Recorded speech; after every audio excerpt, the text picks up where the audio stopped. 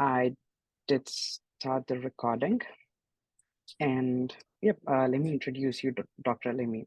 I'm pretty sure most of you know who Dr. Alemi is, but I would give you a brief introduction about him. So, Dr. Farrokh Alemi was trained as an operations researcher and industrial engineer and has worked in both academia and health industry. He maintains patents on sentiment analysis, measurement of episodes of illness, and personalized medicine. He has more than 125 peer-reviewed publications in journals such as Health Services Research, Medical Care, eClinical Medicine, and Palliative Medicine. His research focuses on causal analysis of massive data available in electronic health records, which most of us are familiar with. This research has required balancing of data to remove confounding prior to estimating causal impact of interventions.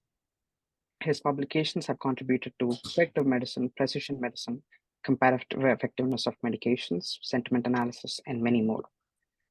In addition to all of this, Dr. Limi was a pioneer in online management of patients and has provided congressional testimony on the role of internet in health delivery. I'm sure this is just a mini introduction to all of his research and all the great things he have done. Dr. Limi, thank you for being here, and we look forward to your presentation. So I'm going to talk about regression through search. And there is two ways of talking about this. I can give you the mathematical background and of the conclusions that I arrive at through mathematical proofs. And I think that will just bore everybody. So I'm going to focus on the findings and the major methods of use.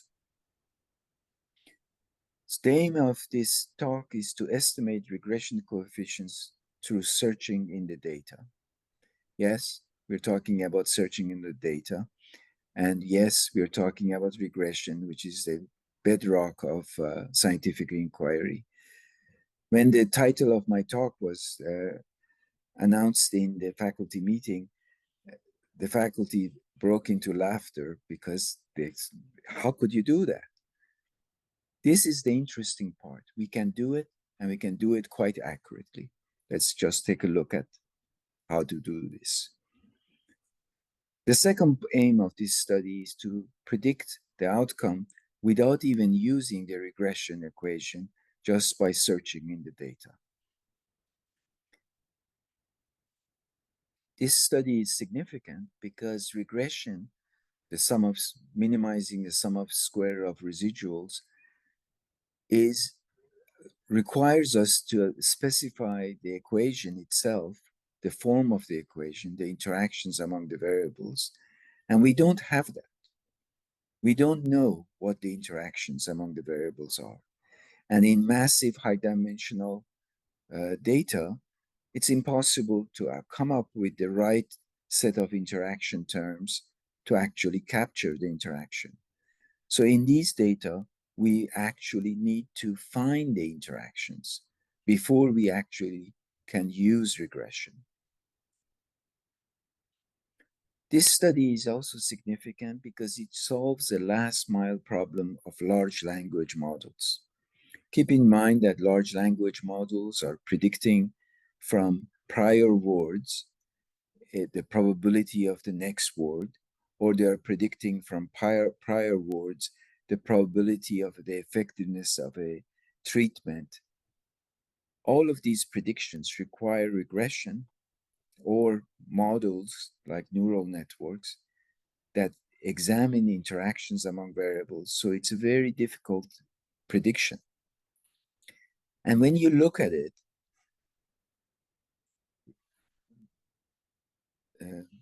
large language models like ChatGPT come up with these numbers that are not stable. Here, for example, we asked ChatGPT to classify the sentiment in a sentence that said the doctor was terrific and insightful, and the patient and the nurse was terrible and could not explain. ChatGPT was supposed to classify the probability that this is a complaint. Well, it came up with 70 to 80% that this is a complaint. Then we asked it to redo, and it came up with a probability of 80 to 90%. As you can see, the probabilities can change based on how it looks at the data and other things like that. So this instability in estimation of the classification of a sentiment is not that important if it's just classification of a complaint versus classification of praise. But it's really important if you're classifying the success of treatment. If you're asking ChatGPT to give the probability that a particular antidepressant will change the patient's condition, then all of a sudden these unstable probabilities become a problem.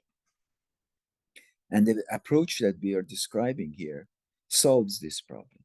It gives stable probabilities from prior prompts inside the knowledge base of artificial intelligence. And I like to describe to you how these probabilities are estimated. I want to, before I go into the details of how to do things, I would like to provide you with a set of assumptions and concepts. Uh, it's good to see you, Lina. If you can mute your, yeah, thank you.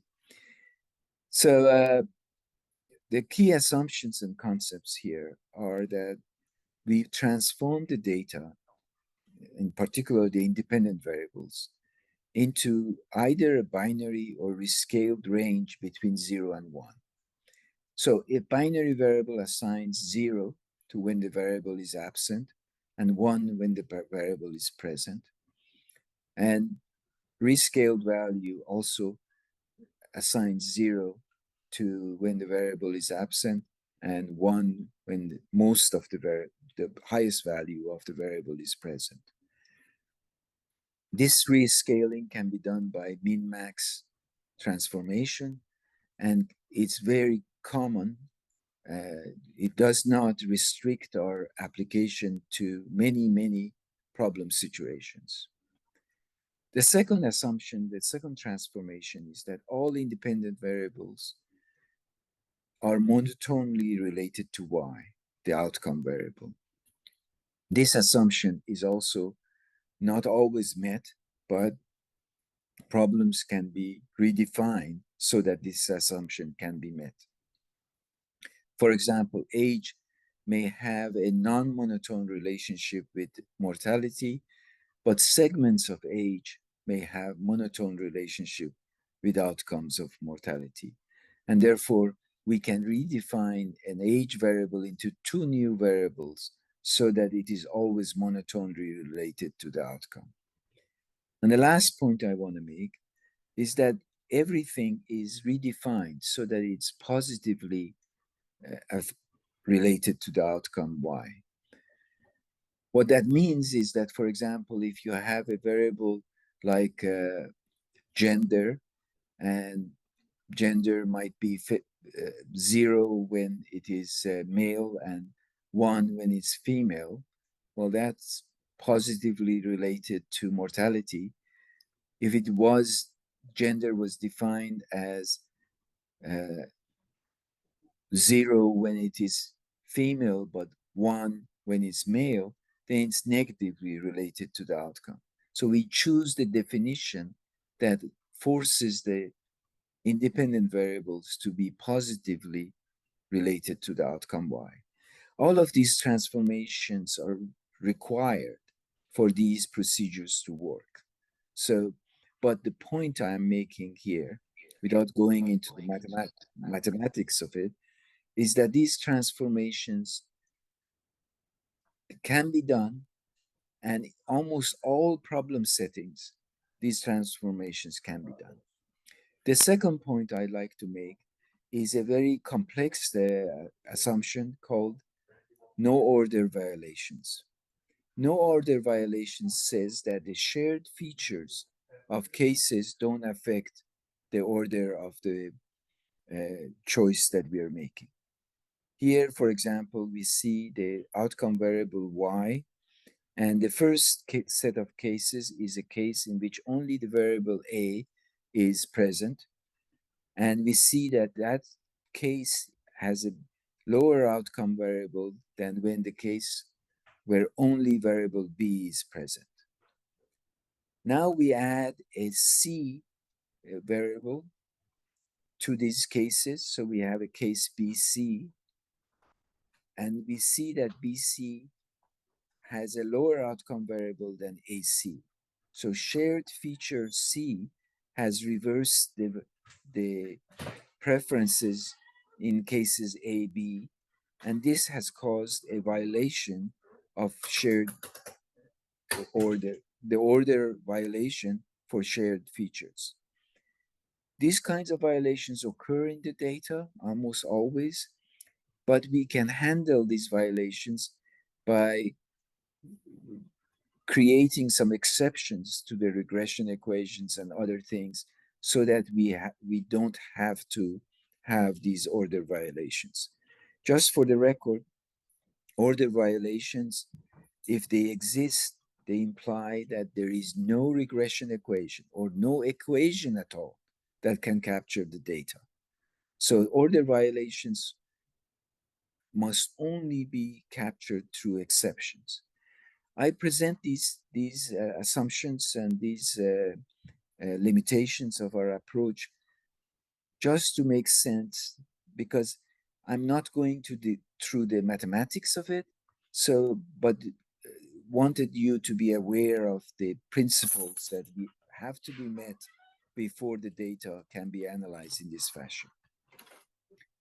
So, how do we estimate the coefficients of the regression? First, we transfer the independent variables using the methodology that we had. We, we then search for pairs of cases that differ in one variable.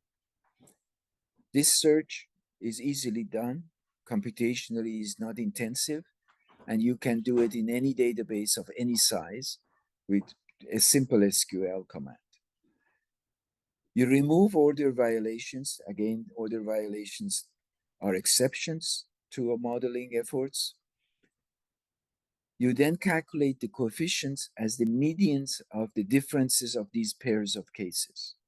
Let me demonstrate this. Here is the regression equation that we typically have with all the possible interactions with 5 variables, y, of a, b, c, d, and e. After transformation, when any one of these variables is absent, the variable becomes 0. And when the variable is present, it is 1. So if it's binary. So if we have made a regression like this, we can see what happens if we have a case in which only A is present and B, C, D, and E are at the lower levels and they're at the 0 levels, or they are absent. For ease of carrying these vocabulary with us, I'm going to simplify the demonstration of y of a, b, c, d, and e as y of a if only a is present. So when we have only a present, then the intercept is 0. The intercept is 0 because of the way we transform the data. All variables starts at 0, all variables end at 1. Therefore, all combinations of weighted variables are also 0. So the intercept is 0. B1, beta 1 times A is not 0 because A is present. But beta 2 times B is 0 because B is 0.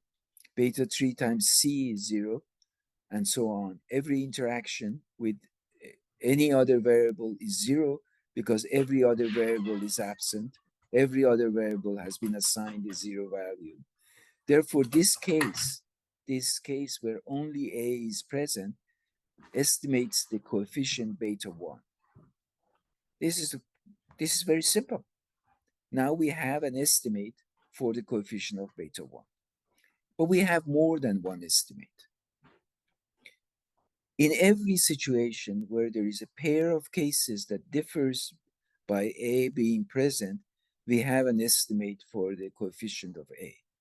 So here we have on the second row, when we are looking at the outcome of AB, where A and B are both present, and C, D, and E are absent. And when we subtract from that Y of outcome for B, we see the effect of A. We can also see in row 3 the same calculation for when AC is present and C subtracted from it, and we see only the effect of A, and so on. So we have around 11 different estimates in the 5-variable model that estimate the effect of A. And we can look at these effects, the average of this effect or the median of this effect, as a good estimate for the effect of A. This is how we measure the coefficient of A. Let's take a look at this. Here we have shown on the first 5 columns the presence of each one of the 5 variables. The case or the prompt in the vocabulary of AI is A, B, C, D, E on the first row, and the outcome of it or the completion of it is 1. We can go further and see that the next row, there is a case where E is absent. So the case is shown as outcome for A, B, C, D, the 4 things that are present, that the completion of it is 0.7. These completions or these Y values are generated by a linear model where A has effect of 0.1, B has effect of 0.15, C has effect of 0.2, D has effect of 0.25, and E has the effect of 0.3. And we are going through this and seeing the entire effects. This is simulated data, and we want to know if we can estimate the coefficient of A, which we know is 0.10 from this data. So the estimators for A are Y of A, Y of AB minus Y of A, Y of AC minus Y of C. And you see these estimators on the right-hand column right before the second from right column. And you see that in this simulated data, we correctly estimate the coefficients for A to be exactly 0.1. Now I want to turn my attention to detecting the interactions. You are all familiar with interaction plots. Here, for example, is 2 variables, x2 and x1. The yellow shows what happens with x2 being 1. The blue shows x2 being 0. So the difference between these 2 lines shows the effect of x2 in combination of x1. And the y-axis shows the outcome. And as we go forward, if the 2 lines are parallel, then there is no interaction. If the 2 lines are funnel, then there is an interaction. In this case, on the right-hand side, it indicates a synergistic interaction that increases the value of y. And in this funnel, it's on the left-hand side where x2 actually has a bigger impact when it's absent. When these 2 lines cross each other, that's the violation of order, and there is no mathematical model that can capture that. Here's some examples of these lines in real data. I have changed the outcomes variables to 6-month survival and the X variables to education and levels of infection so that you can have a more healthcare application in mind when you look at these data. You can see on the left, perhaps it's a funnel, perhaps it's a violation, it's somewhat of a violation, but mostly it's a funnel, and therefore the additive model is not correct. On the right, you see parallel effects. So it is the additive model is correct. This is a image from a study we published many years ago. I think Janusz was part of this study. We are looking at the stomach cancer and its effect on in combination with other comorbidities. On the x-axis, we have different comorbidities. And because there was no space there, we are showing these different comorbidities as a nominal number. So number one refers to when there is no comorbidity. Number two refers to a specific uh, comorbidity. It could be diabetes, could be something else. Number three, and so on. Number 29, 30, and 31 could be a person who has a combination of very serious comorbidities. The gray line on the bottom shows the probability of mortality for these comorbidities without stomach cancer. And the dark line on the top shows the probability of mortality for the uh, same comorbidity, but now with stomach cancer as well.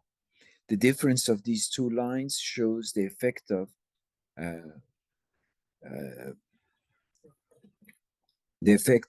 stomach cancer.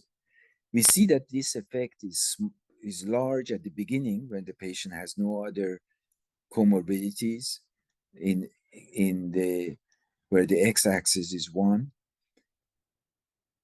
It's almost increased by 30% chance of mortality in 6 months. And we see that the effect is really small, almost negligent. On the right at 31, when the patient has other cancers and metastasis to stomach cancer, is adding a small additional probability. So stomach cancer doesn't have the same effect at different patients' medical history.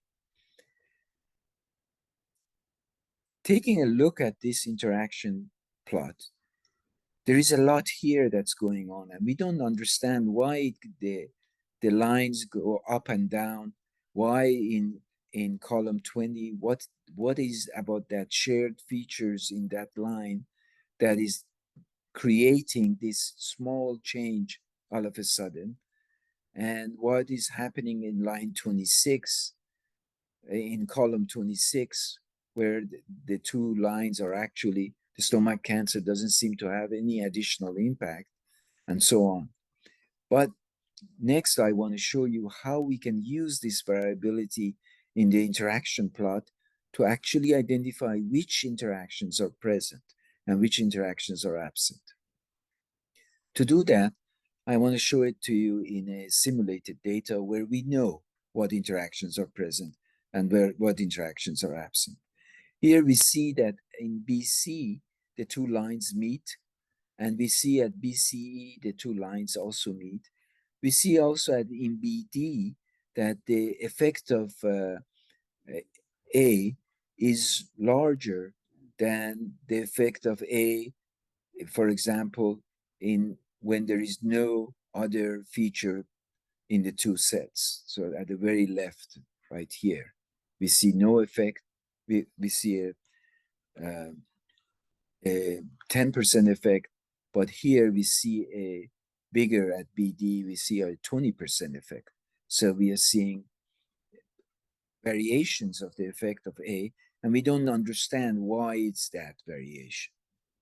So the first thing we have to do is to look at what is the common denominator among the variables that are changing the effects, the main effect size.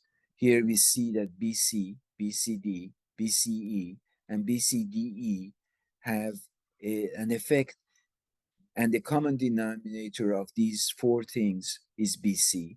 And when we adjust for the BC interaction, that would be ABC interaction term in the regression equation, we see that the two lines become a little bit more parallel.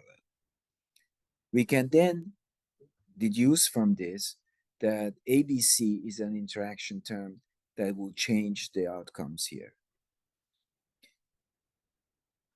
Now we see also that BD might be a, an interaction term that could affect BCD and BCDE.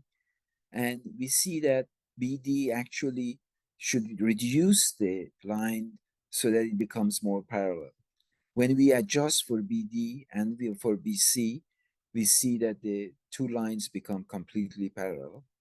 Now, this is a simulated data, but it shows you how we can identify the effect of interaction terms and produce the parallel line and therefore linearity that we often assume. This tells us that the regression equation that will fit this data is the following: beta 0 plus beta 1 times A, beta 2 times B, beta 3 times C, beta 4 times D, plus beta 5 times E. Those are the main effects. But there is also possibility that ABC has an interaction effect, and that's estimated by beta 16. And there is a possibility that ABD has an interaction effect, and that's estimated by beta 17. Now, there are many, many more interaction effects possible, but those are not in this data, and therefore we can ignore others. So this procedure helps us focus the regression on the interaction effects that are likely to occur as an explanation of what's going on with the data. Last, I want to point out to you, how do you make a prediction from case-by-case reasoning without actually constructing the regression model? You transform the independent variables, as I have previously shown. Then you search for cases that differ by one variable from the target case. So the target case is the case that we want to predict. If it has, if the target case, if the case in the training data set has one feature that is more than the target case, then we call that case as excessive. If the case in the training data set has one feature or more that's less than the target case, we call that case as partial. And it's also possible to be mixed. So for example, if the target case that we want to predict is ABC, then ABCD is an excessive case because D is more than ABC. AB is a partial case because C is missing. And ABE is a mixed case because AB is partial and E is excessive. And therefore, we can say that, that we can classify every case inside the training set into excessive, partial, and mixed. Then we classify the mixed cases into excessive and partial. The procedures for this is a little bit more complicated, and I don't want to go through it, or you can help me find a better way of doing this. And lastly, we estimate the parameter that we want, the probability, the value of y, by the maximum of partial cases and the minimum of excessive cases. Let's take a look at what's going on here. Let's say we want to predict the patient P, where it's shown in B, and we have all these A, B, C, D, E, F, G as training cases in a two-variable model where we can visualize the data. Well, F, G, and H all have features that are in addition to P. So they are all excessive cases. B, C, and D all have features that are less than P. So they are all partial cases. A and E are mixed cases, and we have to classify them. So if we classify these, we can see that the patient P falls in the minimum of excessive cases and the maximum of partial cases. And somewhere in there is the estimate for patient P. And my point is that that estimate has to be the average of the maximum of partial and the minimum of excessive. In this case, A and E. The value of Y for these two cases can be averaged, and that's the value that we predict for patient P. So to test the accuracy of these concepts, we took data from nursing homes of Veterans Administration. We examined for our Y 6-month mortality, and for our X independent variables, we look at age, gender, and 10 daily living functions, things like uh, being able to eat, being able to walk, and so on. The training data was 1.1 million residents, and the test data was independently set aside, 130,000 residents' data. McFadden R-squared in the set-aside test case for the search method was 50%, which is extremely high McFadden R-squared. And for the linear regression, it was about 10%. So we see here that the search method was able to capture the nonlinearities inside the data that were missed by the linear regression.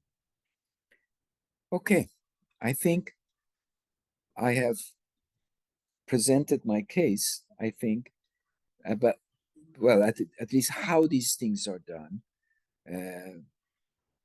I think some of you might want to see the mathematics of it, but essentially we have shown that searching inside the data can replace minimizing sum of squared residuals and estimate regression coefficients, identify interactions in the regression equation, and even predict without the regression equation the outcome of a new case.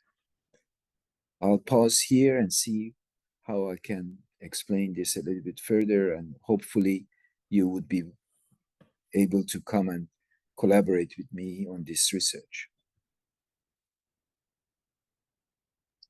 Oh, thank you so much, Dr. Alemi. It's a really interesting approach and great presentation. So with that being said, I think I'll pause the recording and open the stage to questions, so that please feel free, and you may either unmute yourself and ask the questions. If not that, you can put it in the chat so that I can ask Dr. Alemi.